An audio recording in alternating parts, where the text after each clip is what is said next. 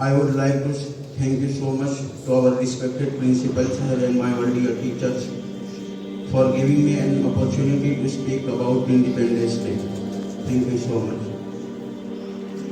यहाँ बैठे हुए मेरे मोहतरम बुजुर्गों और यहाँ सामने बैठी हुई मेरी मोहतरम बहनों, आज हम जिस दिन से गुजर रहे हैं ये 15 अगस्त का दिन है। हम सब जानते हैं कि 15 अगस्त 1947 के दिन हमारा मुल्क अंग्रेज़ों की गुलामी की जंजीरों से आज़ाद हुआ और ये आज़ादी का 75 साल से भी हम आगे चल रहे हैं। सबसे पहले एक बात मैं ये बता देना चाहता हूँ कि यहाँ पर मैं कोई आज़ादी की हिस्ट्री और आज़ादी की तारीख सुनाने के लिए खड़ा नहीं हुआ, क्योंकि 1857 से लेकर 1947 तक की हमारी जो हिस्ट्री और हमारी इस मुल्क की जो तारीख है, शायद मैं समझ सकता हूँ कि उसकी गहराइयों से यहाँ बैठे हुए में से कोई भी वाकिफ नहीं होगा। मैं ये नहीं कहता कि यहाँ मैं किसी का जो है हानि पहुँचाना नहीं चाहता कि कोई नहीं जानता है, लेकिन आप गौर करेंगे तो आपको मालूम होगा कि 1857 और उससे भी पहले जब अंग्रेज़ों ने हमारे मुल्क में एंट्री की और 1947 तक जो हमारी लड़ाइयाँ चली और इसमें किन किन लोगों ने अपना योगदान दिया, किन किन लोगों ने अपना बलिदान और अपनी कुर्बानियाँ दी, शायद इसको पढ़ने के लिए जो है एक लंबा वक्त दरकार है और एक लंबी सोच एक इंसान के अंदर ज़रूरी है इस तारीख और हिस्ट्री को समझने के लिए।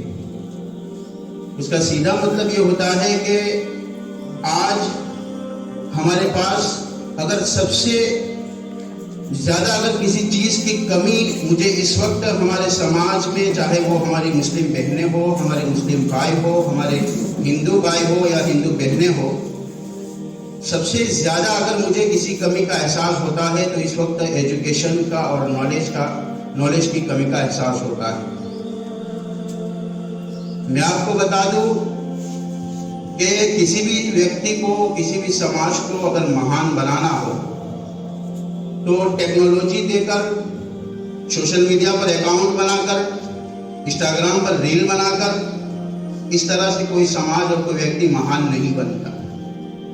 और आज हमारे सामने दुनिया के जो बड़े बड़े महान माने जाते हैं, या तो वो बॉलीवुड इंडस्ट्री से जुड़े हुए एक्टर हैं, एक्ट्रेस है, या और किसी सोशल मीडिया से जुड़े हुए लोग हैं।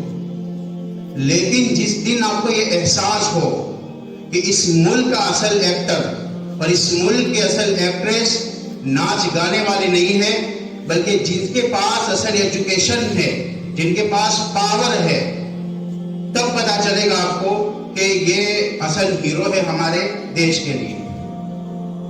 मैं अभी 2 दिन पहले या पट्टन में एक हॉस्पिटल में मैं बैठा हुआ था, तो वहाँ पर रिसेप्शन वेटिंग के ऊपर जो है कुछ किताबें रखी थी, तो मैं वहाँ पर नंबर नहीं आया था तो मैं वेट कर रहा था, तो वहाँ पर एक किताब पर मेरी नज़र पड़ी कि दुनिया की महान औरतों की तारीख उस किताब में लिखी हुई है।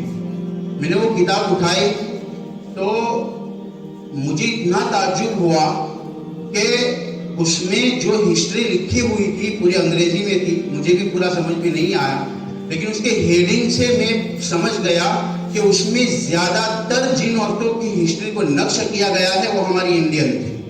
मैंने जो नाम पर मुझे शक हुआ कि ये क्या है क्या नहीं, उसको मैंने गूगल किया और मैंने देखा तो मुझे ताज्जुब हुआ कि हमारी इंडियन है, लेकिन अफसोस कि हम नहीं जानते।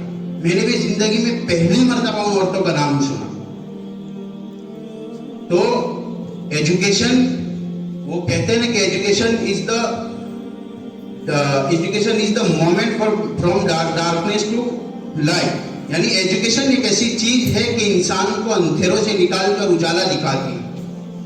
इसीलिए हमारे मुसलमान भाई और यहाँ बैठे हुए जो उलमा है, मैं उनसे ये कहना चाहता हूँ और वो ये बात को अच्छी तरह समझ सकते हैं कि रसूल पाक अलैहिस्सलाम की को जब नबूवत अता की गई और उनको जब नबी बनाया गया तो सबसे पहले उनको जिस चीज़ का हुक्म दिया गया वो कोई नमाज पढ़ने का, वो प्रार्थना करने का या इस तरह की कोई चीज़ नहीं, बल्कि सबसे पहले जो हज़रत जिब्रील अमीन अलैहिस्सलाम ने जो लफ्ज़ बताया था वो इक़रा। इक़रा मीन्स पढ़ो। इसीलिए अल्लामा इकबाल हमारे जो मशहूर शायर हैं उन्होंने एक शेर कहा है, जिस वक्त मेरे जहन में आ रहा है।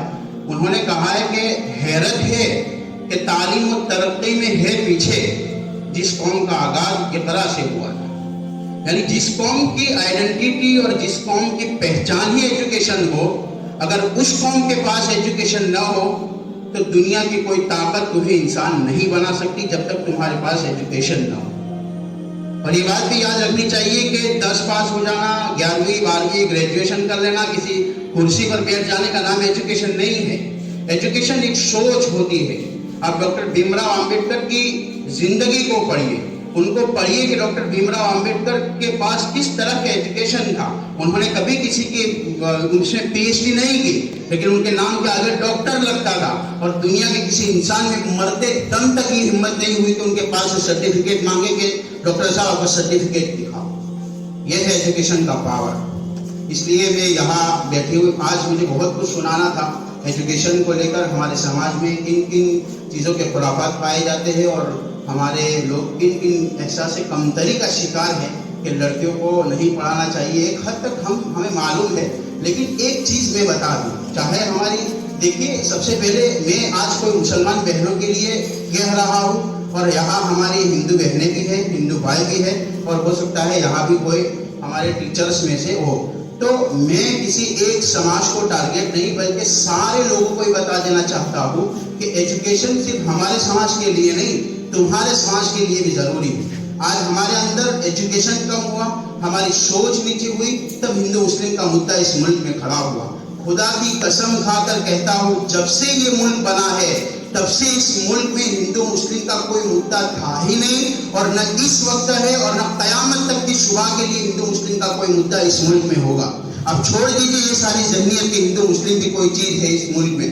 अरे सोने की चिड़िया, अभी हमारी एक बहन ने कहा कि अगर हम जो है कोशिश करेंगे और हमारी जो है सही होगी तो हम उम्मीद है कि एक दिन फिर से हमारा मुल्क जो है सोने की चिड़िया कहा जाएगा। तो मैं आपको बता देना चाहता हूँ कि सोने की चिड़िया सिर्फ मुसलमानों से नहीं कहा गया, सिर्फ हिंदू लोगों की कुर्बानियों से सोने की चिड़िया नहीं बन जाएगा।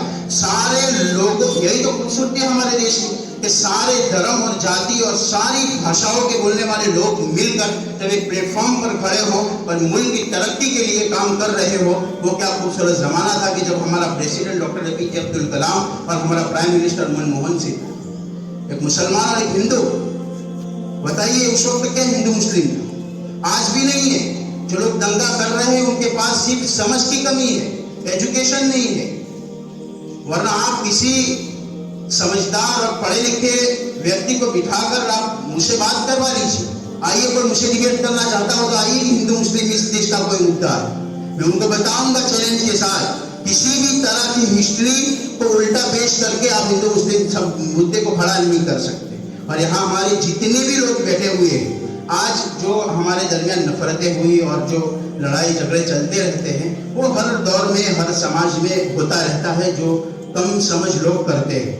लेकिन आप तारीख को पढ़ेंगे और हमारे खुसूसन इस मुल्क की हिस्ट्री को, तो उसमें जो कुछ चीज़ें ऐसी हैं जिनको तोड़ मरोड़ कर पेश करने की कोशिश की जाती है। हालांकि मैं आप जब भी इस तरह का कोई वाकया सुने तो आप सबसे पहले तारीख की, सोशल मीडिया कोई नॉलेज बैंक नहीं है। आज लोग सोशल मीडिया पर सर्च करते हैं कि ये क्या है।